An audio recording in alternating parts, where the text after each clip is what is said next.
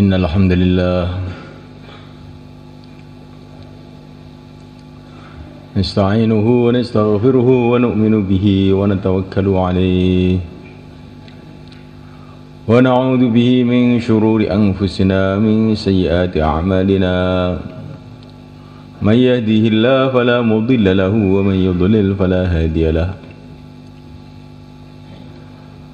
أشهد أن لا إله إلا الله وحده لا شريك له وأشهد أن سيدنا ومولانا وحبيبنا محمدا عبده ورسوله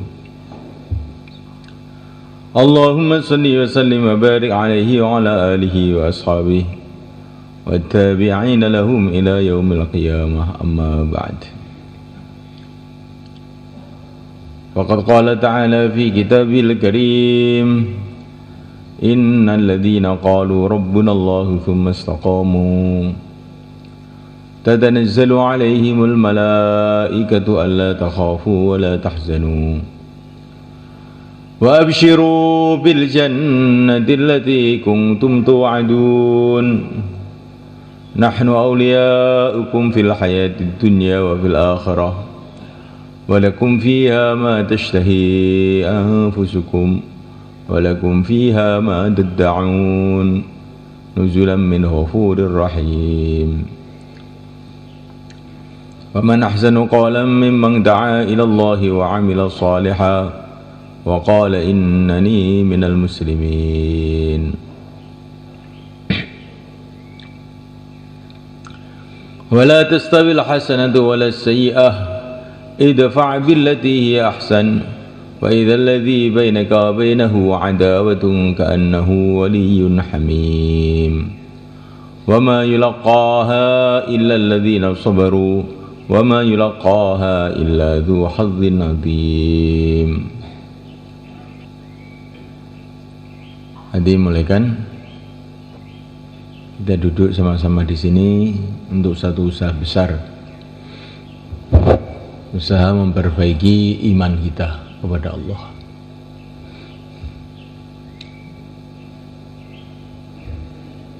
Memperbaiki iman ini sudah dikasih contoh oleh Rasulullah SAW dan para sahabat.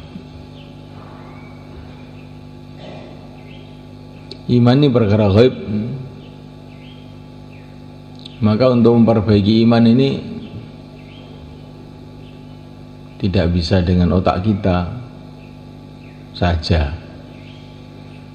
tapi memperbaiki iman itu harus dari yang tahu yang ghaib, Allah Subhanahu wa ta'ala.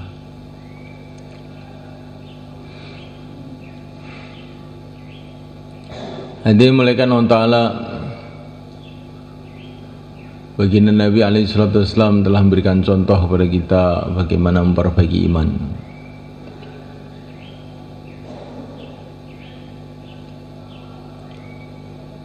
Perbaikan iman dimulai dengan membuat suasana dakwah iman.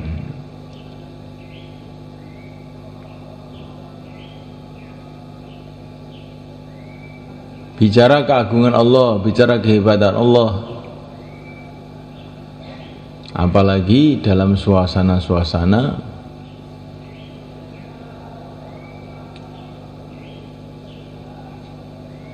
orang-orang itu tawajuh kepada selain Allah. Di saat manusia dalam keadaan berharap atau takut kepada selain Allah, itulah waktu sebaik-baiknya untuk bicara keagungan Allah. Maka Nabi Musa alaihissalam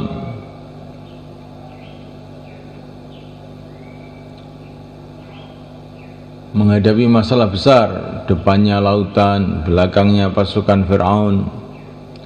Teman-temannya sudah pada takut semua. Inna lamudrakun, kami tertangkap, kami habis. Maka di saat seperti itulah Nabi Musa alaihissalam mengatakan, kala, jangan terkesan dengan keadaan-keadaan ini. Lautan tidak bisa menenggelamkan tanpa izin Allah. Fir'aun tidak bisa membunuh tanpa izin Allah, tanpa kehendak Allah. Lautan ini digerakkan oleh Allah, dikendalikan oleh Allah. Fir'aun dikendalikan oleh Allah, digerakkan oleh Allah. Saya sudah punya pengalaman dengan Fir'aun ini. Dulu Fir'aun mau membunuh saya, tapi tiba-tiba berubah mengambil anak saya. Saya dijadikan anaknya, dipelihara sama dia. Ketika Allah merubah hatinya,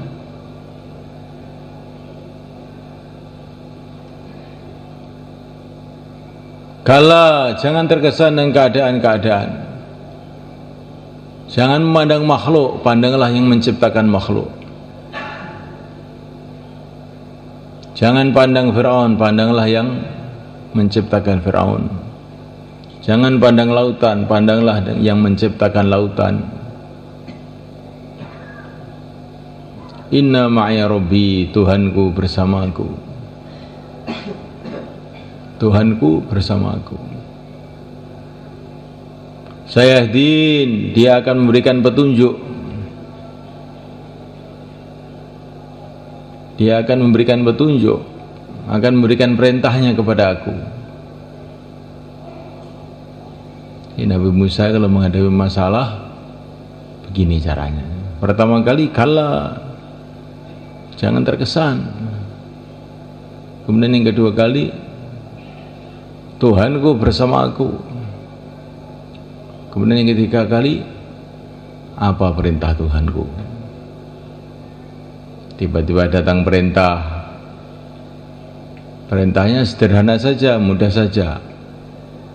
Pukulkanlah tongkatmu ke lautan. Dipukulkanlah tongkat ke lautan. Tahu-tahu lautan berubah menjadi jalan raya yang dijadikan oleh Allah sebab keselamatan Nabi Musa dan sahabat-sahabatnya, dan sebab kehancuran Fir'aun dan pasukannya.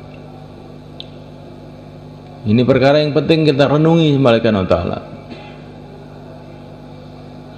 Jangan terkesan dengan makhluk. Makhluk itu hanyalah makhluk, tidak ada makhluk itu. Hanya diadakan oleh Allah SWT. Dan yang kedua, tanamkan dalam hati, Tuhan bersamaku. Kemudian yang ketiga kali, apa perintahnya? Kerjakan perintahnya itu. Ya, orang itu menghadapi masalah itu jangan mikir masalah, mikir perintah Allah itu apa. Perintah Allah kepada saya itu apa? Sibuk menjalankan perintah Allah, tiba-tiba datang pertolongan Allah, masalah selesai semua.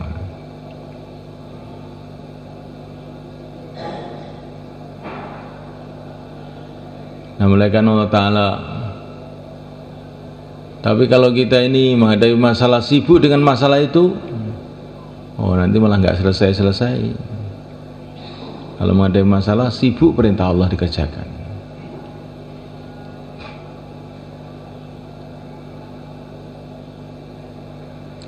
Nah, kita ini apa? Perintah Allah pada kita ini apa? Perintah Allah Subhanahu wa Ta'ala kepada kita yang pertama apa? Bertaubat kepada Allah. Ya ayyuhalladzina amanu tubu ilallah. Hai orang-orang yang beriman, bertaubatlah kepada Allah. Ini perintah Allah yang pertama kepada seluruh orang beriman. Kita harus bertaubat kepada Allah, bertaubat urusan iman. Jangan sampai iman kita ini cacat.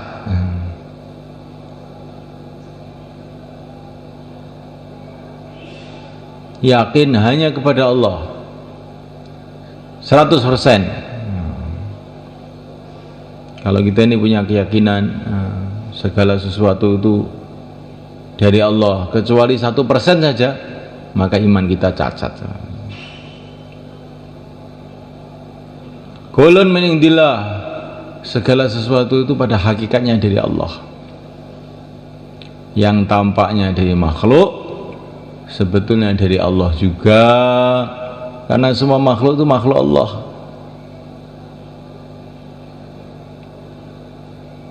Nah, kalau kita ini punya keyakinan semua dari Allah kecuali 1%, kecuali 0,5%, kecuali 1/4%, nah iman kita belum betul. Qulun min indillah, semua 100% dari Allah.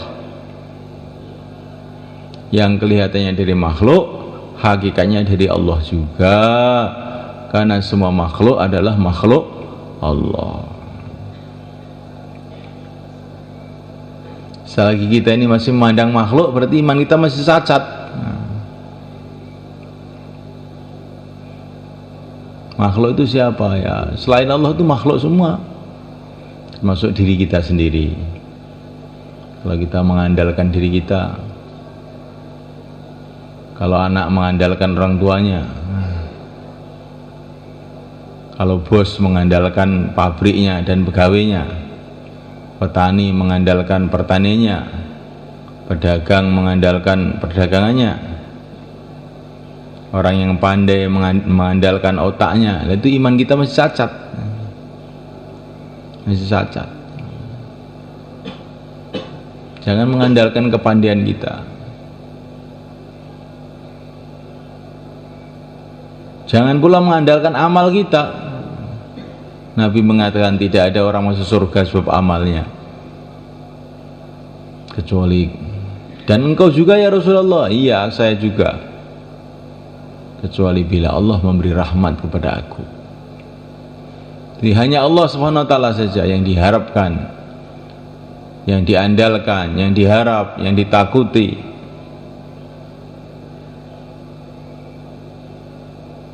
Bahkan hanya Allah saja yang diingat-ingat senantiasa. Alladzina yadhkuruna Allaha qiyaman wa qu'udan, berdiri, duduk, berbaring, hanya mengingati Allah. Melihat makhluk teringat Allah, melihat apa saja teringat Allah. Nah, ini berarti iman kita ini bagus.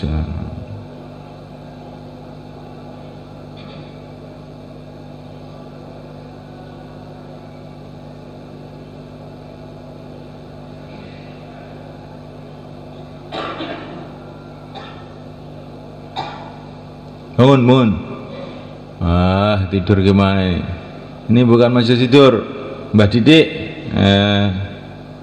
Bukan masjid tidur ini, masjid perbaikan iman.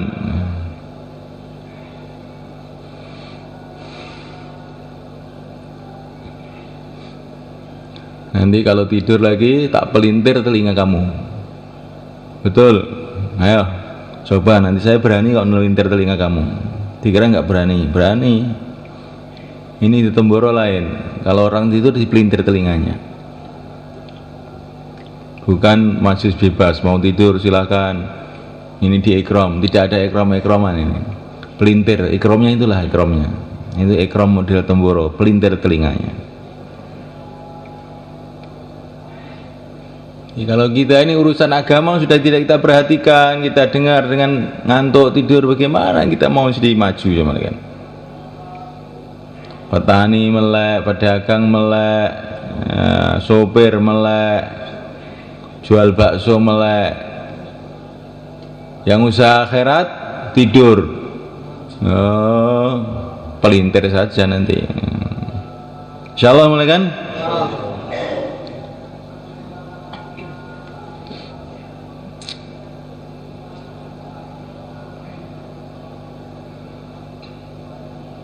Ini memang perkara mahal semulaikan.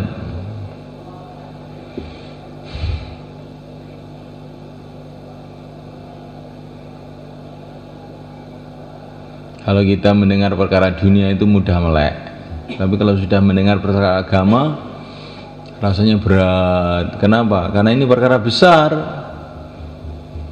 Hanya telinga-telinga yang dipilih oleh Allah saja yang bisa dengar.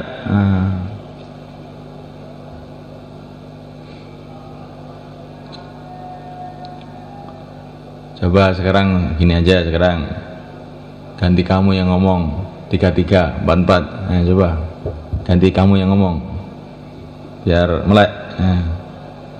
Gimana ceritanya tadi? Ada yang ingat apa enggak? Taqabbalallah, jazakumullah.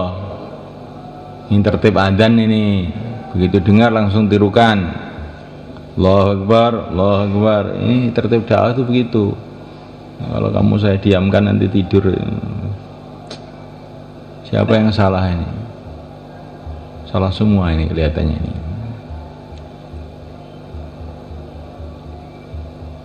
Biasakan mulai kan kalau sudah urusan agama itu dipentingkan begitu. Maka nanti doa-doa kita akan diterima oleh Allah.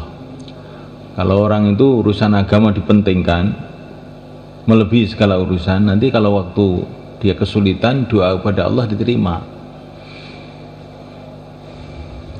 Kali orang itu waktu longgar urusan agama nggak diperhatikan, dilecehkan, diremehkan. Maka nanti kalau waktu kesulitan dia doanya nggak makbul.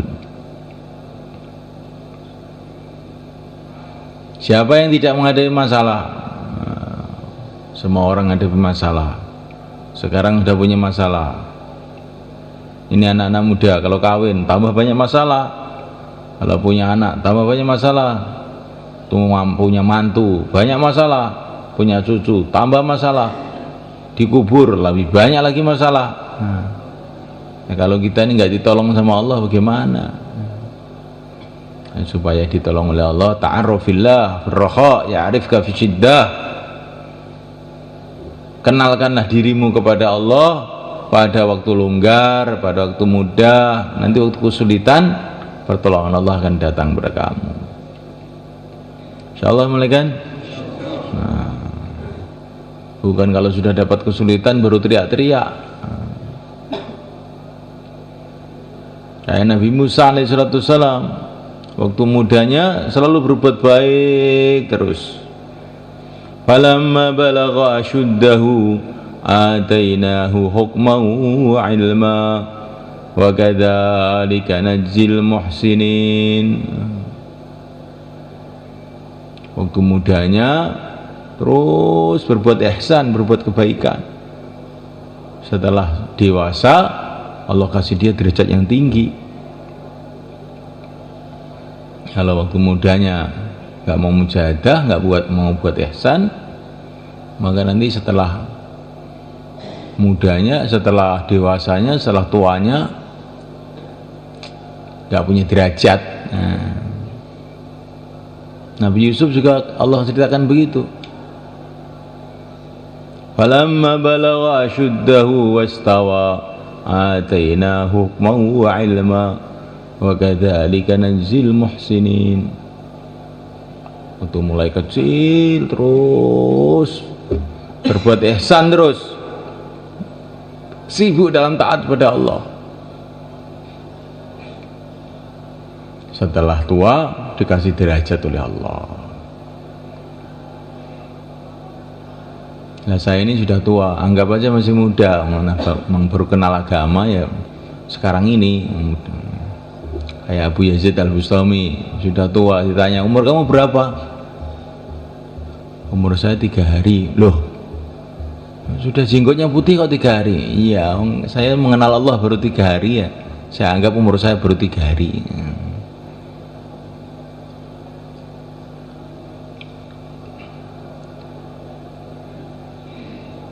Ya, Nabi Yusuf tuh waktu mudanya senantiasa berbuat ihsan, disakiti sama saudara-saudaranya, tapi dia tidak marah, tidak ganti menyakiti. Dia diajak maksiat sama Zulaikha, nggak mau. Ma'adzallah, aku berlindung kepada Allah, nggak mau diajak maksiat. Dimasukkan penjara, tetap dakwah saja di penjara. Nah, setelah tuanya, ataina hukma wa ilma, dikasih derajat yang tinggi, dikasih ilmu yang tinggi. Nah, kita ini begitu, senantiasa berbuat kebaikan, nanti lama-lama diangkat derajatnya oleh Allah, derajat imannya, derajat ilmunya.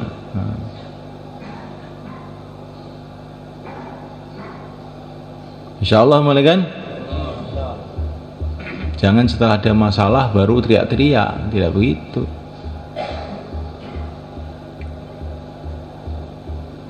Itu ceritanya 3 orang di Riyadhus Shalihin itu yang berjalan, kemudian hujan. Setelah hujan masuk gua, mereka berlindung di gua, ternyata guanya longsor, tertutup, tertimbun batu. Maka orang tadi doa, ya Allah, saya dulu pernah berbuat begini, beramal begini. Bila amal saya ini, ya Allah, hanya karena Engkau, ya Allah, bukalah pintu gua ini. Maka terbuka sedikit. Yang satu lagi doa, ya Allah, saya dulu pernah buat begini. Kalau perbuatan saya ini hanya untuk Engkau, ya Allah, tolonglah kami, bukalah ini batu ini. Terbuka sedikit. Yang ketiga doa begitu juga, akhirnya terbuka semua, keluar. Perbuatan kebaikan kita yang sekarang ini, nanti satu saat kita mendapatkan kesulitan, itu akan jadi asbab datangnya pertolongan Allah.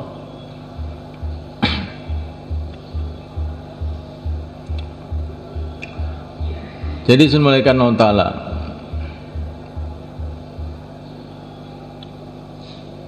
kita diajari oleh Nabi Musa alaihissalam melalui Al-Quran bahwa kita ini menghadapi masalah bagaimana caranya bicara keagungan Allah, jangan terkesan dengan makhluk, sibuk dalam taat, tiba-tiba masalah selesai. Insyaallah, kan? Ya sibuk aja, jangan sampai karena masalah justru malah kita tidak taat sama Allah, nanti masalahnya tambah besar. Kalau ada masalah, sibuk dalam taat pada Allah. Ada seorang sahabat datang pada Nabi, ya Rasulullah, saya itu punya family,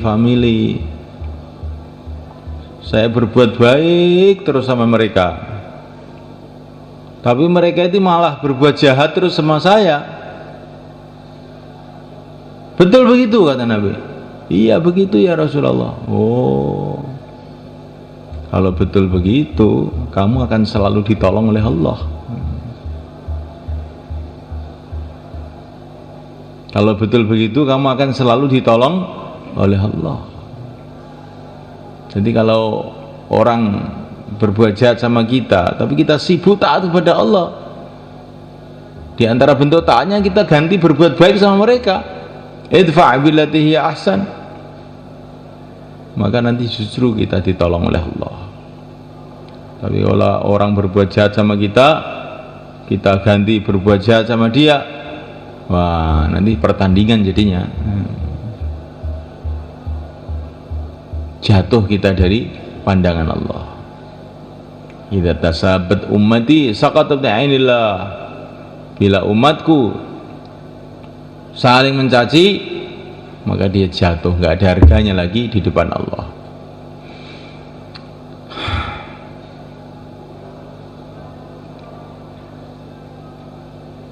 Jadi semulaikan Allah Ta'ala,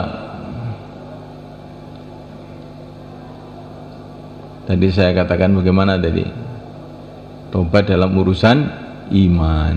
Pertama, jangan sampai iman kita ini cacat,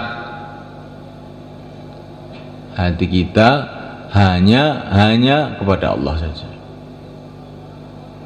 Kalau hati kepada selain Allah, berarti imannya cacat.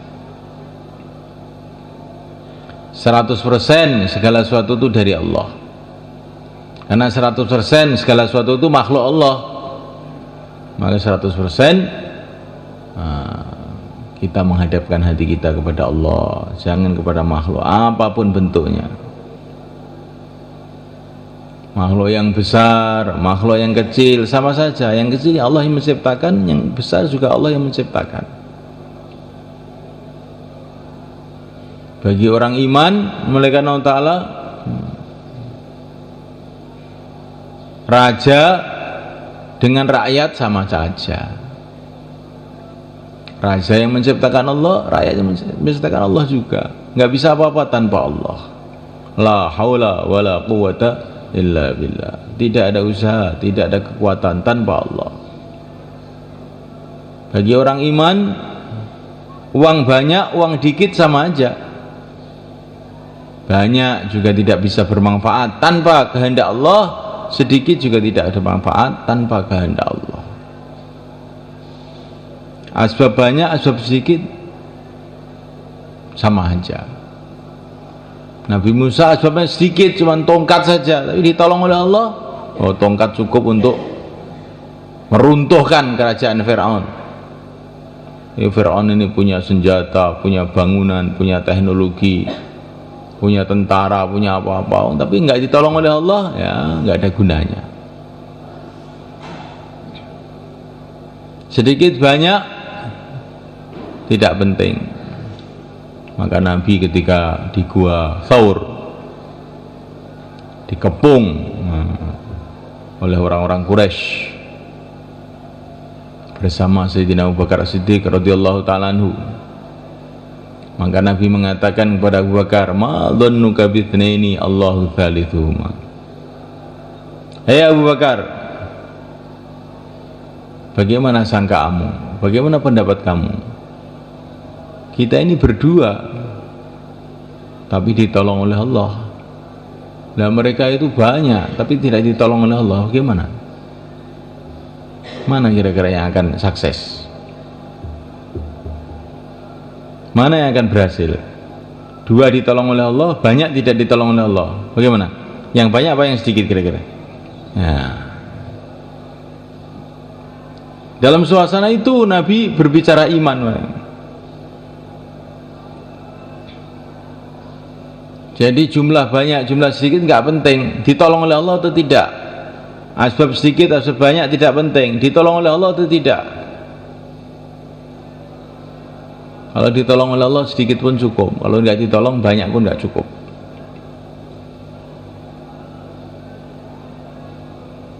Ini namanya iman, perbaikan iman. Kemudian yang kedua, perbaikan ibadah. Dimulai dari perbaikan sholat. Nah, sholat ini ibadah tertinggi. Sholat ini lebih tinggi dari haji. Nah, kalau haji berani bayar 40 juta, kalau sholat gratis, ketinggalan juga. Nah, ini karena kita ini melihat itu bukan dengan ilmu, melihat dengan mata sendiri aja. Sholat itu nilainya lebih tinggi daripada haji. Kalau haji mau berangkat, selamatan dulu, sembelih kambing. Nah, ada nggak orang pergi ke masjid mau sholat sembelih kambing dulu? Ada nggak? Nggak ada. Nah, pulang haji, sembelih sapi. Kita pulang dari masjid dengan ngontak ngantuk kayak teler. Karena kita tidak tahu nilainya. Kalau kita tahu nilainya, ini sholat ini perkara besar, kita perbaiki mutu sholat kita. Dalam satu hadis dikatakan, barang siapa berangkat dari rumah menuju masjid untuk sholat berjamaah, maka seperti berangkat haji dengan ihram haji. Kamu berangkat dari rumah ke masjid untuk sholat berjamaah, itu nilainya kata Nabi seperti ihram haji, pakai pakaian putih-putih haji, labbaik Allahumma labbaik. Itu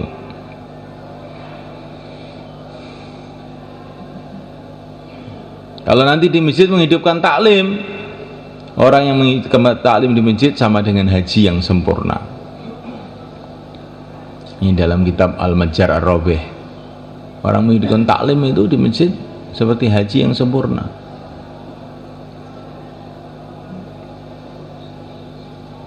Masya Allah. Apalagi setelah sholat itu kemudian buat majelis fikir agama, nah, lebih tinggi lagi. Satu saat memikirkan agama, memikirkan umat, kayak ibadah 70 tahun. Maka kita belajar melihat apa-apa itu dengan ilmu, baru ada nilainya. Kita pergi ke dokter, dokter itu melihat mata kita, ya, oh ini anu sakit ini kuning-kuning ini livernya sudah bahaya ini. Baru melihat saja langsung dia tulis korek, langsung 100.000 kasihkan dia. Ini melihat saja kok dapat uang 100.000 tuh Pak, karena dia melihat dengan ilmu. Maka ada nilainya. Tapi kamu yang bukan dokter melihat orang, mana 100.000, ditempelin kamu, orang gila ini ya. Kalau dokter melihat saja 100.000. Ini contoh bagaimana kalau orang itu melihat dengan ilmu itu ada nilainya. Begitu juga orang iman melihat sholat itu dengan ilmu, 2 rakaat lebih mahal dari dunia sisinya. Maka ada nilainya. Kalau orang melihat dengan matanya saja nggak ada nilainya. Perbaikan ibadah kita, perbaikan muamalah kita, jangan makan yang haram. Karena orang itu kalau makan haram, dua-duanya nggak makbul. Ada seorang sahabat namanya Sa'ad bin Abi Waqqas, datang kepada Nabi, ya Rasulullah, doakan saya supaya doa-doa saya ini makbul. Maka Nabi mengatakan, atib mat'amaka, perbaikilah makanan kamu, jangan sekali-kali makan yang haram, yang syubhat pun jangan, yang tidak jelas haram halal betul, jangan dimakan. Maka saat ini doanya Masya Allah luar biasa. Orang-orang buta ditiup langsung melek. Ini kalau ada saat sekarang ini yang ngantuk-ngantuk itu tiup, oh nggak bisa tidur selamanya ini. Tapi untung nggak ada saat. Doa apa saja langsung cash datang. Ini Sa'ad bin Waqqas radhiyallahu ta'ala. Di antara amalannya, di antara makanan yang halal betul. Syubhat jangan dimakan, riba jangan dimakan. Kita mau doanya makbul, mau anaknya soleh, makannya haram, gimana bisa? Perbaikan muasyarah kita, adab sopan santun kita dengan orang tua, dengan anak kita, dengan tetangga kita, dengan semua orang Islam. Ini penting malaikat. Karena menyakitkan hati orang Islam itu azimah, kata Nabi. Itu satu dosa besar.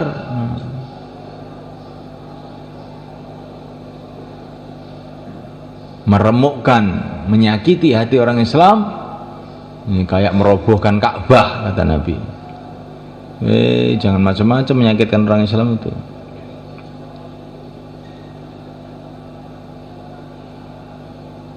Maka muasyarah kita perbaiki.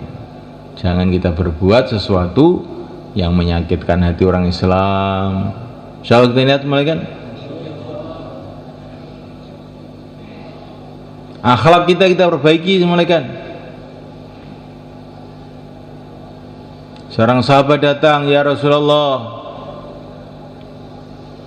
bagaimana doa saya makbul? Akan saya kasih tahu amalan yang bila kamu kerjakan, doa kamu semua akan makbul. Apa itu ya Rasulullah? Ahsin huluqak, hassin huluqak, perbaiki akhlak kamu. Ya, orang itu kalau akhlaknya baik, maka nanti dua-duanya makbul. Termasuk akhlak baik enggak? Dengar bayan tidur itu akhlak baik enggak? Diajak ngomong agama malah tidur. Baik kepada itu? Tidak baik kan? Apa baik? Tidak baik, maka doanya tidak makbul. Doanya tidak makbul.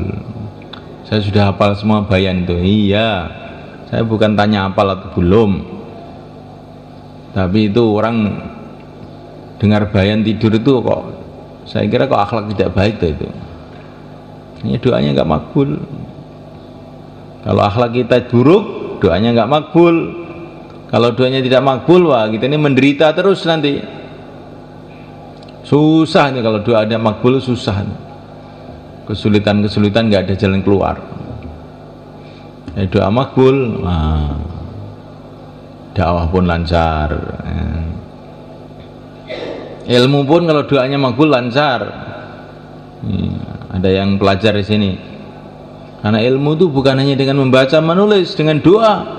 Wa qur rabbi zidni ilma. Nabi disuruh mencari ilmu dengan cara doa, di samping mendengar dari Jibril. Nah, kalau nanti kalau akhlaknya baik, maka doanya makbul, ilmunya juga jadi sukses, dakwahnya jadi sukses, semua jadi sukses. Dunianya pun jadi sukses kalau kalau doanya makbul. Kalau doanya gak makbul, sudah masalah, banyak masalah, gak ada penyelesaian. Ini di dunia, belum di akhirat. Maka di antara syarat doa makbul, maka kita ini harus perbaiki akhlak kita. Insyaallah mulaikan. Nah, untuk mewujudkan ini semua mulaikan, supaya ada perbaikan iman, perbaikan ibadah, perbaikan muamalah, perbaikan muasyarah, perbaikan akhlak, kita perlu ada suasana usaha Rasulullah SAW, suasana perjuangan Rasulullah SAW, suasana amalan masjid. Mulai kan, kalau kita dalam suasana yang baik, suasana dakwah, suasana taklim, suasana ibadah, suasana kasih sayang, akhlak yang baik, maka nanti semua perbaikan akan terjadi. Sayyidina Abu Bakar mendapatkan iman yang begitu tinggi. Kalau imannya seluruh umat ini ditimbang, maka imannya Abu Bakar lebih berat. Dari mana? Didapatkan dari mana? Ketika dia menceburkan diri full dalam usaha Rasulullah SAW. Sayyidina Umar radhiyallahu ta'ala anhu dapat iman yang begitu tinggi, dapat kepemimpinan yang begitu baik, dapat keadilan yang begitu tinggi. Terkenal keadilan Sayyidina Umar, seluruh dunia, sampai orang-orang kafir pun tahu keadilan Sayyidina Umar. Di mana belajarnya? Di mana? Di fakultas politik? Bukan. Di dalam usaha Rasulullah SAW. Sayyidina Utsman bin Affan dapat akhlak yang baik, yang lembut. Orang paling lembut itu Sayyidina Utsman. Di mana didapatkan kelembutannya ini? Dalam suasana usaha Rasulullah SAW, perjuangan Rasulullah SAW. Sayyidina Ali dapat ilmu yang begitu tinggi, sampai Sayyidina Ali mengatakan, saya lebih hafal jalan-jalan yang ada di langit daripada jalan yang ada di Madinah ini. Langit itu kabeh. Dari mana beliau mendapatkan ilmu yang tinggi? Dalam suasana perjuangan, dalam suasana usaha Rasulullah SAW.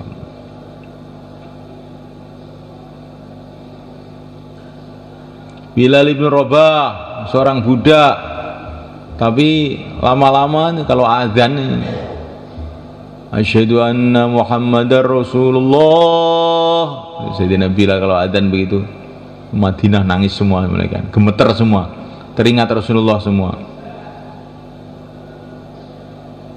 Kok dia punya azan begitu hebat dari mana? Ketika dia menceburkan diri dalam perjuangan Rasulullah sallallahu alaihi wasallam. Ala ibnu Hadrami berjalan di atas lautan, ya Ali ya Azim ya Halimu ya Alim. Doanya ringkas saja, saya hafal doanya itu, tapi saya doa kok tenggelam malahan. Bagaimana? Doanya sama, tapi yang doa tidak sama. Yang doa itu sudah punya beribu-ribu perjuangan, beribu-ribu mujahadah, beribu-ribu kesusahan mereka dia telah alami. Di mana? Dalam perjuangan Rasulullah SAW. Nah, doanya itu sangat tinggi. Ya, ringkasnya para sahabat itu punya keistimewaan semuanya ini. Jadi orang-orang hebat dunia akhirat ketika mereka itu menceburkan diri dalam perjuangan, dalam usaha Rasulullah SAW. Nah, kita pun duduk di sini maksudnya itu, bagaimana kita menceburkan diri dalam perjuangan Rasulullah. Gimana caranya? Dimulai dengan 4 bulan. Insyaallah mulai kan? Ya, saya sudah 4 bulan, bukan dulu 4 bulan masih tolah-toleh, belum sempurna, belum full. Dulu 4 bulan masih lihat perempuan di jalan, itu istilahnya itu minum obat tapi juga minum racun juga. Sekarang ingin 4 bulan itu enggak maksiat. 4 bulan full dakwah, 4 bulan full ta'lim, 4 bulan full ibadah, 4 bulan enggak gunjing orang, nggak nyakiti orang, 4 bulan bayan subuh nggak pernah ngantuk. Insyaallah mulai kan? 4 bulannya diulang lagi. Kayak orang di pesantren 10 tahun juz amma tidak hafal. Memang di pesantren jual kopi bukan ngaji. Nah, kita 4 bulan nih kalau nggak sungguh-sungguh ya peningkatannya kurang.